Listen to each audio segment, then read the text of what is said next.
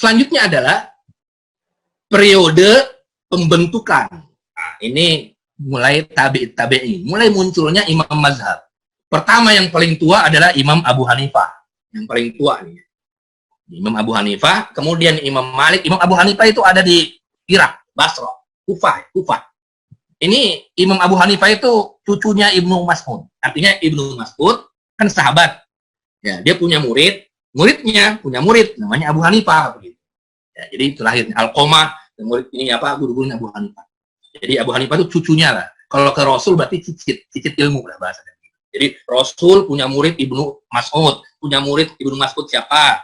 Alqamah, ada Ibrahim An-Nakhai. Kemudian muncul lagi Imam Abu Hanifah. Imam Abu Hanifah yang pertama yang paling tua lahir, kemudian Imam Malik, kemudian Imam Syafi'i, kemudian Imam Ahmad. Imam Ahmad yang terakhir, Imam Ahmad.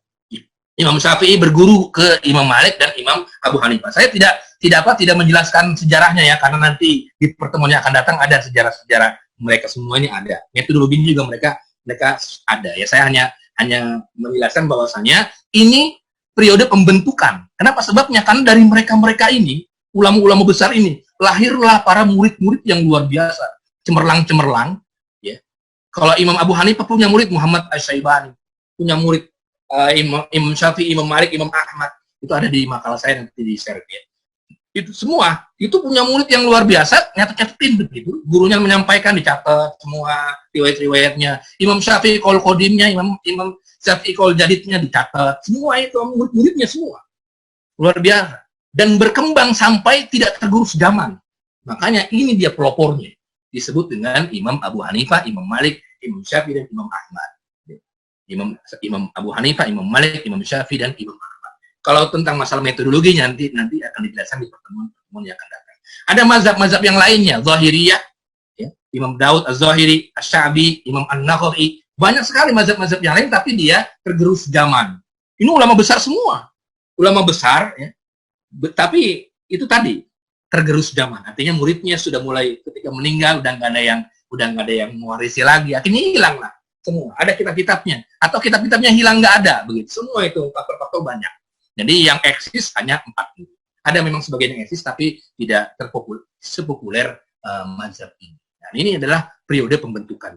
Contohnya, kasusnya, coba lihat. Kasus wanita hamil dan menyusui. Ini bagaimana lihat metodologi mereka berempat berijtihad. Para ulama berbeda pendapat tentang wanita hamil atau wanita menyusui, apakah dia puasa atau tidak. Wanita hamil menyusui, apakah dia puasa atau tidak. Ini para ulama berbeda pendapat, khususnya imam mazhab. Jika dia tidak boleh berpuasa, tidak wajib qadha atau membayar fidyah.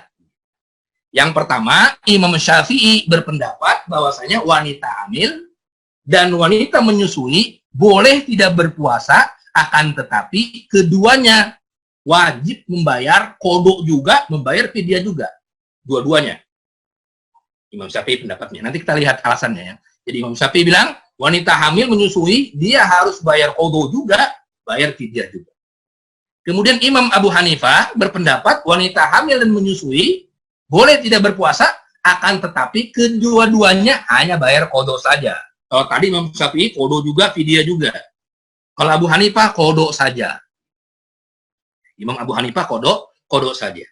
Kemudian Imam Malik berpendapat bahwasanya, wanita hamil menyusui boleh tidak berpuasa, akan tetapi kedua-duanya harus membayar fidyah.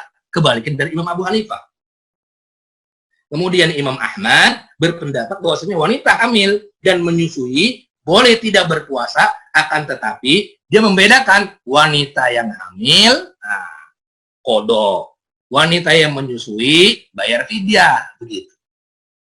Sebagian ulama seperti Imam Daud Zahiri dan yang lain, wanita hamil menyusui tetap wajib berpuasa. Nggak ada istilah nggak berpuasa.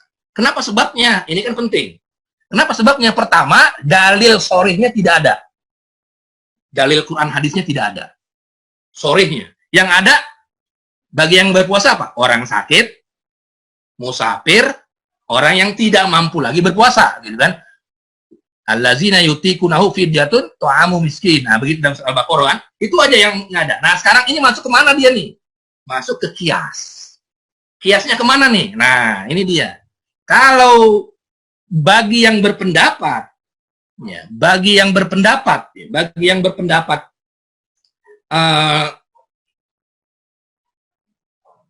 kalau di makalah saya ada itu ya penjelasannya. Bagi Imam Syafi'i yang berpendapat bahwasanya wanita hamil dan menyusui itu dua-duanya bayar, berarti dia dikiaskannya dua-duanya.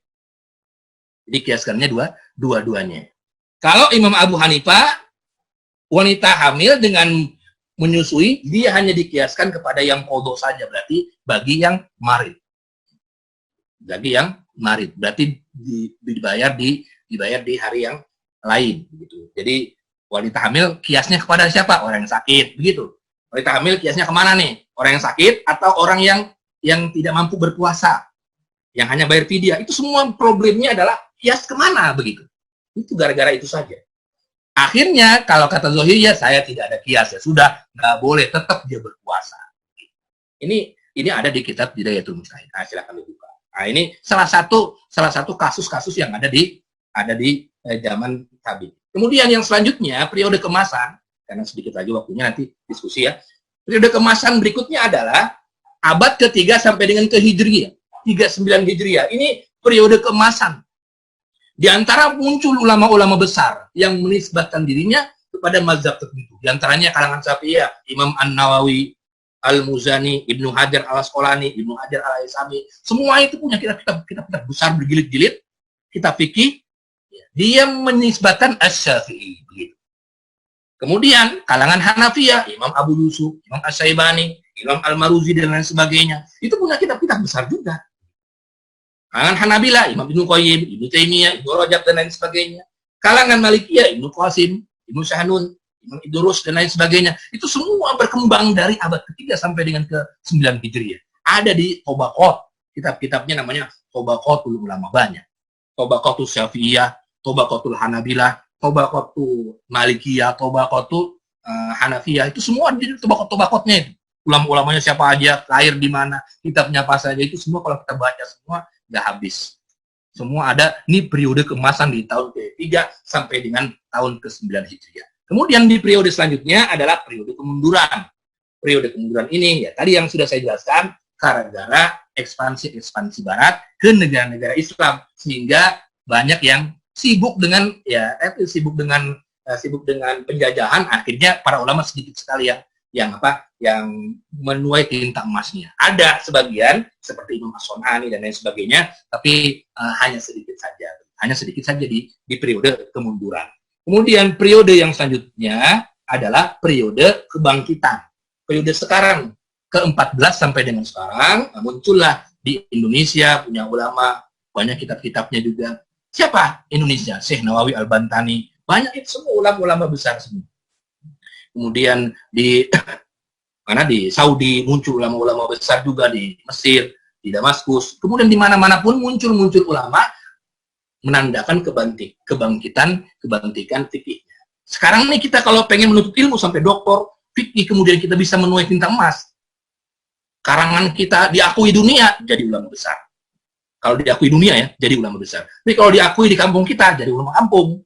Kalau kita diakui di Indonesia, jadi ulama Indonesia. Ya misalnya kalau siapa nih ulama Indonesia, nah, itu berarti ulama Indonesia. Tapi kalau pengen dunia, berarti tuaikan karya kita yang dibaca oleh dunia. Dibaca dunia lah bahasanya, kalau bahasa UIN itu dibaca dunia. Tandanya kita ulama dunia. Nah ini periode kebangkitan sampai dengan sekarang. Baik, itu saja sekedar materi pendahuluan, mungkin diperluas dengan tanya jawab. Assalamualaikum warahmatullahi wabarakatuh. Silakan ada yang tanya jawab. Waalaikumsalam warahmatullahi wabarakatuh. Kalau saat ini masih ada beberapa pertanyaan, kita akan diskusikan. Tadi ada antum sempat menyinggung masalah lari-lari kecil saat ya ketika haji itu. Ini pertanyaan dari Pak Samsul Arifin, itu lari kecil saat tawaf atau saat sa'i? Saat tawaf, saya tawaf. Saat tawaf ya Pak ya? Iya. Yeah. Oke, baik. Kemudian ini dari tidak ada namanya. Apakah istilah thariqah dalam sufi termasuk mazhab? Saya lagi, mazhab itu fikih. Kalau misalnya yang lain itu namanya bukan mazhab aliran, masuk ke akidah itu nanti. Tadi kan syariat itu tadi saya jelaskan, di syariat itu banyak, ada akidah, ada ibadah, ada akhlak. Ini masuk ke akidah itu nanti. Jadi masuk ke akidah, ada Mu'tazilah, ada Sufi, ada Khawarij, ada Ahlu Sunnah, itu semua masuk ke situ. Jadi bukan ke mazhab. Kalau mazhab itu fikih ya, bukan ke Sufi, itu bukan mazhab fikih, tapi dia aliran akidah, aliran dalam akidah. Baik. Pertanyaan selanjutnya, adakah di negara lain yang memiliki lebih dari satu mazhab yang diikuti dalam satu negaranya? Adakah negara lain yang memiliki satu mazhab yang diikuti? Yang lebih dari satu mazhab saat yang diikuti. Sejauh pemantauan saya, rata-rata tidak ya. Kayak misalnya di Saudi misalnya Hanabilah, kemudian di mana di Mesir Syafi'iyah, kemudian di Indonesia Syafi'iyah. Walaupun memang di Syafi'iyah itu ada juga, di Indonesia ada yang Hanabilah juga, ada yang Malikiyah juga, tapi mayoritas, ini kan mayoritas.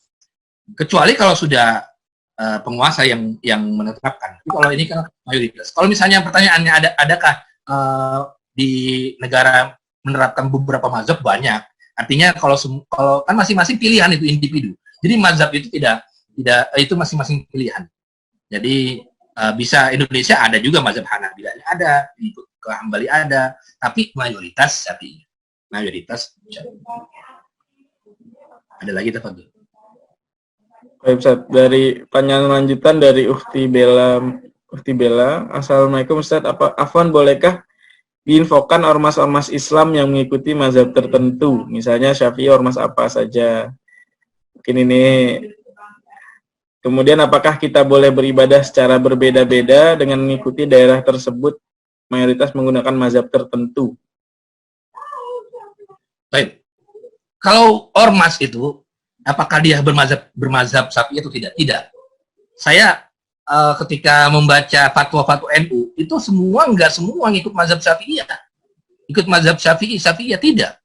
Ada yang Abu Hanifah, ada yang Imam Malik dan lain sebagainya, tidak. Dia ketika ambil pendapat kemudian disahkan oleh pengurusnya.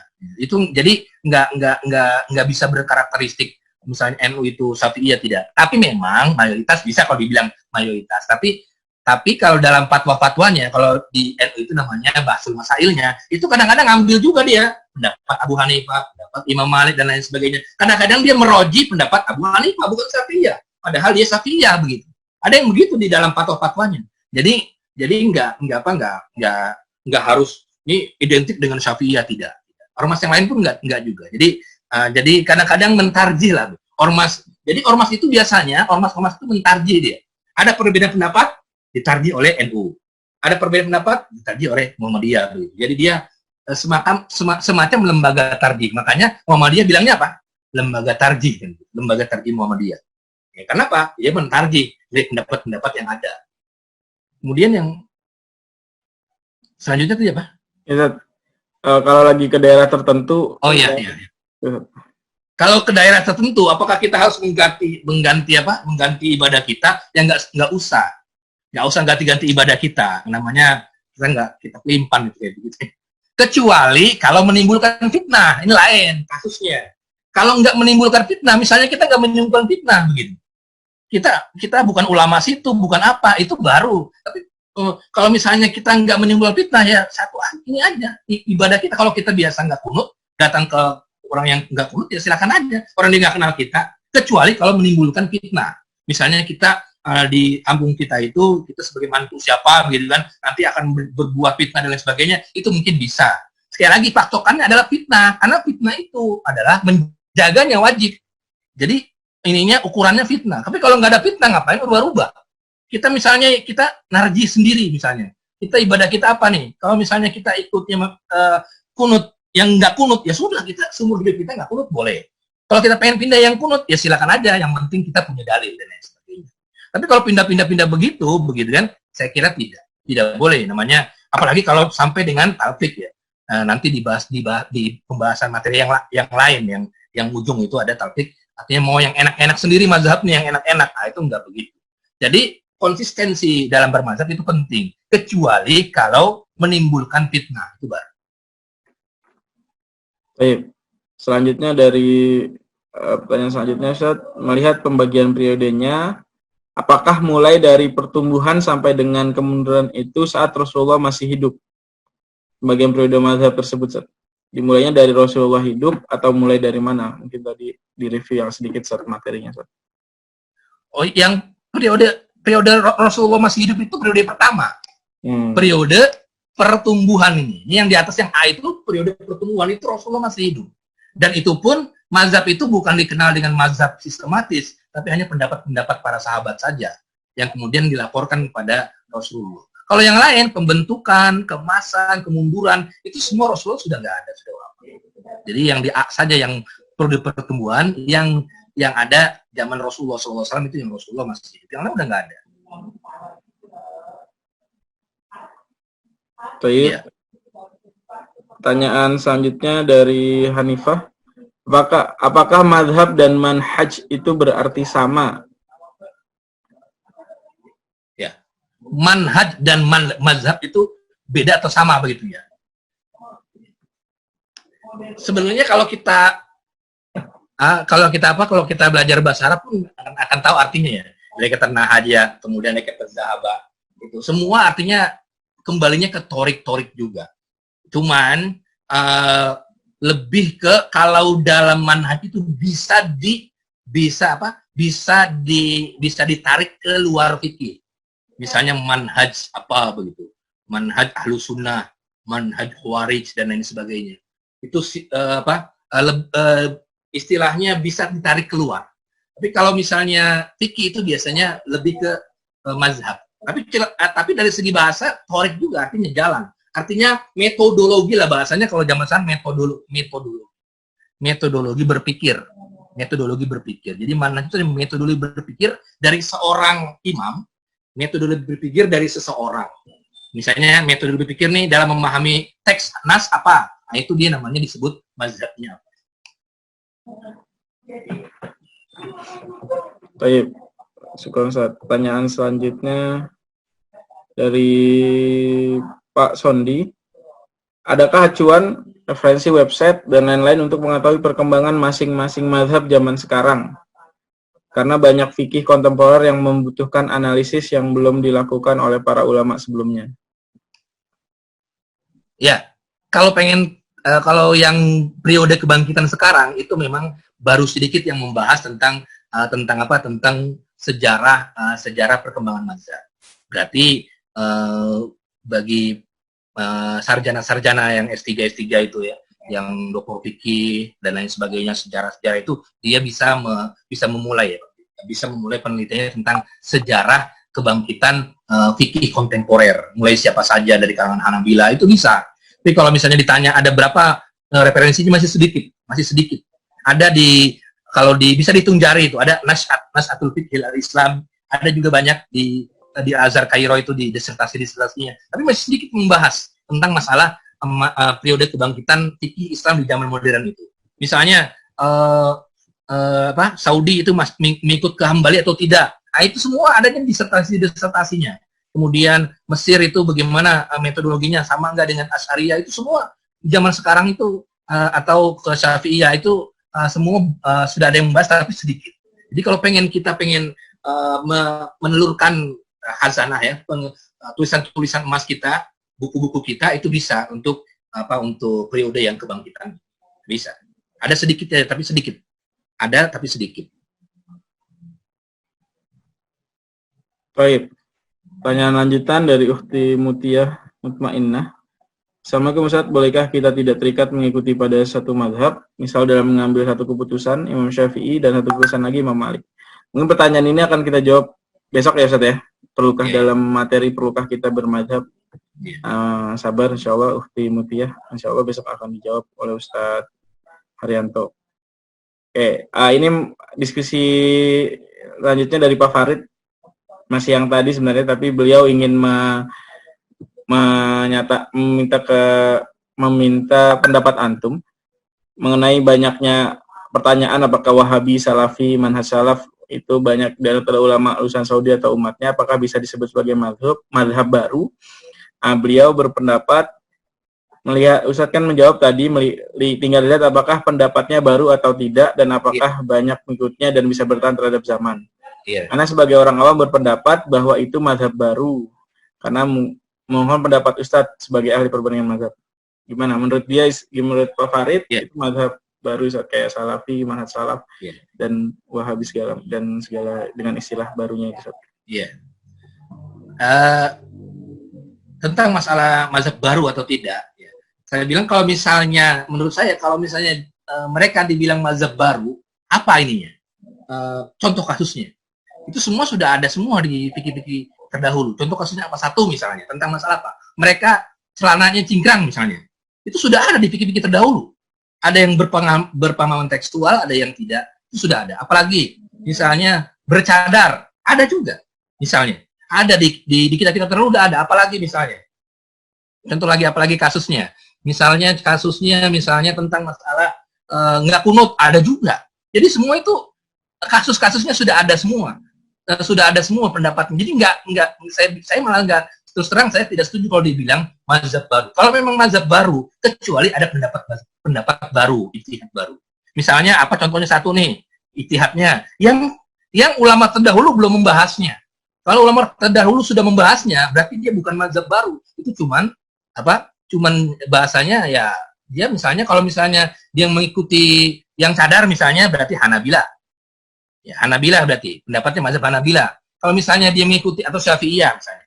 Nah, itu seperti itu, tinggal begitu saja. Kalau misalnya bilang mazhab baru, apa kasusnya? Sehingga ia mengutarakan pendapat yang belum pernah ditemukan. Misalnya kalau dalam disertasi saya lagi S3 misalnya, nggak ada pendapat baru kecuali pendapat saya. Itu baru saya buat mazhab baru. Cuman ada pengikutnya atau tidak, tergerus zaman nanti begitu. Kalau misalnya dibilang mazhab baru, berarti harus ada kasus-kasus barunya yang tidak ada di zaman masa-masa lalunya. Itu maksud saya begitu. Jadi kalau misalnya ditemukan nih 1, 2, 3, 4, 5, ada yang nggak ada pendapatnya yang zaman ulama terdahulu, baru boleh dikatakan ini mazhab baru, pendapat yang baru, kasusnya ini. Nah, itu boleh. Jadi kalau misalnya Wahabi misalnya caranya cingkrang, udah itu bukan mazhab baru, zaman dulu juga sudah begitu. Ada pendapat yang mengatakan seperti itu. Misalnya cadaran, misalnya, ada semua. Nggak ada mazhab baru, udah ada di semua di zaman dulu juga ada yang tentang masalah auratul imro'ah, udah ada semua di zaman dahulu. Kalau tajdid, iya, pembaharuan itu maksudnya. Tapi kalau bentuk mazhab baru itu tidak mungkin kecuali kalau ada kasus baru. Makanya Imam Nawawi nggak bisa bilang mazhab Nawawi, mazhab An-Nawawiyah, nggak bisa. Dia ikut Syafi'iyah kecuali kalau Imam Syafi'i belum berpendapat, Imam Nawawi satu-satunya pendapat Imam Nawawi doang, baru mazhab Imam Nawawi. Bisa begitu. Sama seperti kasus ini, kasus Salafi gitu. Kalau misalnya ada mazhab baru, kasusnya baru lihat, nggak ada sama sekali sebelumnya yang berpendapat, baru disebut dengan mazhab baru. Baik, itu. Ada lagi? Baik. Ada lagi yang ingin ditanyakan, teman-teman, bapak-bapak, ibu-ibu sekalian? Oke. Oke, beberapa pertanyaan teman-teman sebenarnya ini akan dijawab di beberapa sesi kita ke depan. Kayak dari saudara dari saya tanya lagi tentang mengikuti mazhab yang dipakai satu daerah yang tidak perlu di satu daerah yang tidak perlu dilakukan sepanjang tidak mengundang fitnah. Bagaimana dengan saat kita tawaf segala macam? Itu nanti akan kita bahas di akhir ya. Itu saja masa talfiq indal madzahib itu ada dibahas di akhir pertemuan kita nanti, pertemuan terakhir. Makanya ini sekedar sejarah mazhab, dan besok apakah boleh kita bermadzhab itu baru agak lebih masuk ke inti, dan selanjutnya akan per mazhab kita akan kupas secara lebih dalam bagaimana metodologi setiap imam mazhab dalam menentukan pendapat fikihnya. Oke. Kalau tidak ada lagi, nanti akan ditutup oleh Ustaz Saiful sebelum saya tutup, karena kita sudah 5 menit lagi jam 10. Oke. Ustaz boleh menambahkan, Ustaz? Iya, boleh. Oke. Menambahkan Ustaz Saiful, tadi saya teringat satu kitabnya Ibnu Taimiyah. Kitabnya itu kan Al-Ikhtiyarat Al-Fiqhiyah Ibnu Taimiyah. Jadi Ibnu Taimiyah pun dalam kitabnya cuma bilang dia ini ya pilihan-pilihan fikihnya, bukan madhab Ibnu Taimiyah ya Ustaz ya. Iya. Makanya Anda setuju dengan pendapat Saiful Anwar itu bukan madhab, tapi Ibnu Taimiyah pun bilang itu adalah pilihan fikihnya Ibnu Taimiyah. Allah alam, itu ada kitabnya kurang lebih 10 jilid lebih, saya punya dalam bentuk PDF-nya. Al-Ikhtiyarat Al-Fiqhiyah inda Imam Ibnu Taimiyah. Baik. Kalau tidak ada, kita silakan Ustaz Saiful untuk menutup pertemuan kali ini. Kita simpulkan secara sederhana, dan Anda akan tutup. Silakan Ustaz. Baik, alhamdulillah kita bisa mendengarkan kurang lebih 2 jam ya, 1,5 jam atau 2 jam.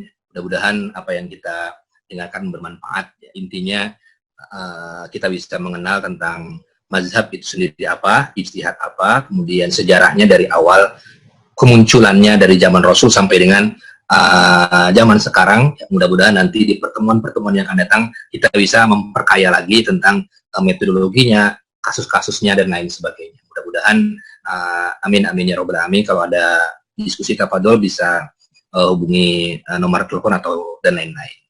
Dari saya sekian, wabillahi taufiq wal hidayah. Assalamualaikum warahmatullahi wabarakatuh. Waalaikumsalam warahmatullahi wabarakatuh. Terima kasih.